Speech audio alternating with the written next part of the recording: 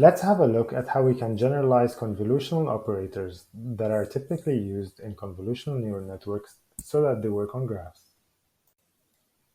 Let's consider a grayscale image represented by numbers on a 2D grid and review what happens in a convolutional layer typically used in convolutional neural networks. A learnable filter, typically of size 3 by 3, convolves across the grid, and an element-wise multiplication of the image values by the filter values is computed at all positions. The output of this operation are also numbers on a two-dimensional grid. The convolutional filter in CNNs has some desirable properties that are suitable for images. One of these properties is that the number of parameters is independent of the input. This is great for images, as images can be very large. They are also translation invariant, meaning that the values in the filters do not change as the filter convolves across the grid. Another property of convolutional filters is that the values of the filter depend on the relative position of neighboring pixels. For example, the 9 values in this 3 by 3 filter can in general be different. So what are the challenges in generalizing a convolutional operator that operates on images to arbitrary graphs? One difficulty is that a node in a graph may have an arbitrary number of neighbors, while a pixel in an image has 8 neighbors, except of course in the case of edges and corner pixels. For example, whereas a pixel in a color image may have 3 values, red, green, and blue, a node in a social network representing a user may have different types of attributes, such as current location, interests, year of birth, and so on. Moreover, in the case of a heterogeneous graph, there may be different types of nodes. For example, in a movie actor network, the nodes may represent either movies or actors. Here, we will deal with the first challenge, where nodes have an arbitrary number of neighbors. Let's try to create a convolution-like operator on a homogeneous graph. Let's assume that each node has a feature vector associated with it. The feature vectors will be the input to the convolutional operator. A very simple convolution-like operator on graphs is just the uniform average of the node features of each node's neighborhood, as shown here. Let's go in detail through one single layer of this operation. We will start with the initial feature vectors denoted here by vi 0. Then we update each node's features by averaging over all neighboring node features.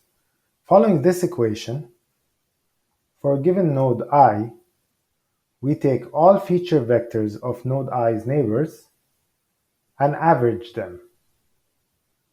Here, d sub I is the degree or number of nodes of node I. Note that we have 1 here in the denominator to take into account the feature vector of node I itself, which is included in this sum. In the illustration here, the neighborhood of each node consists of all nodes with incoming edges to that node. For example, the neighborhood of node 4 are nodes 3 and 2, and the neighborhood of node 3 is 2, and the neighborhood of node 2 is node 1.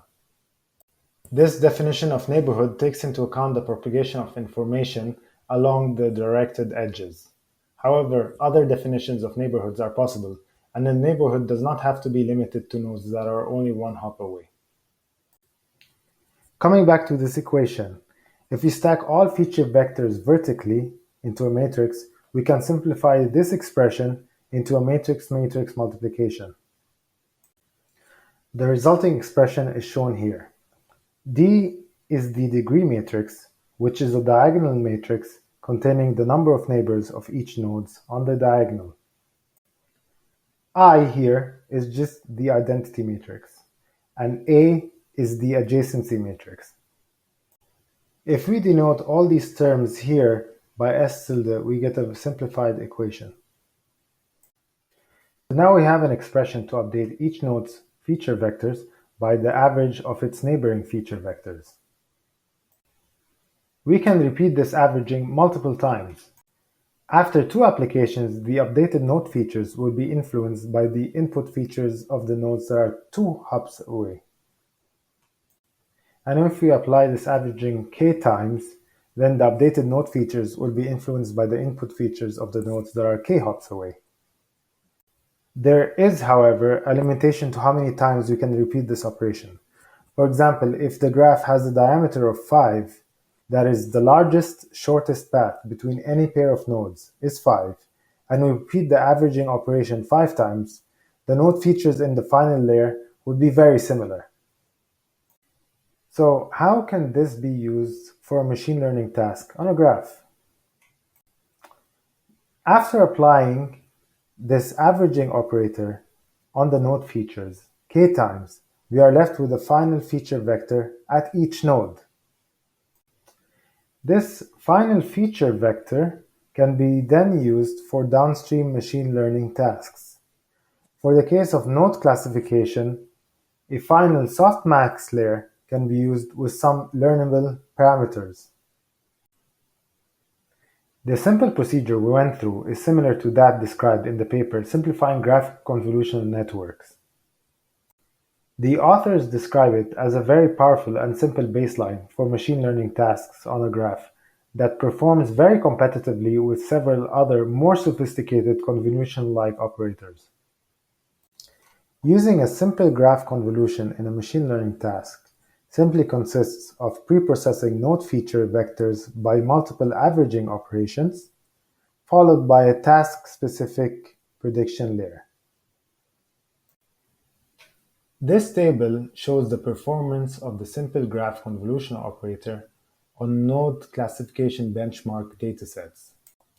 The datasets in this case are citation networks, where each node in the network is a publication, and the goal is to classify the publications into some predefined categories.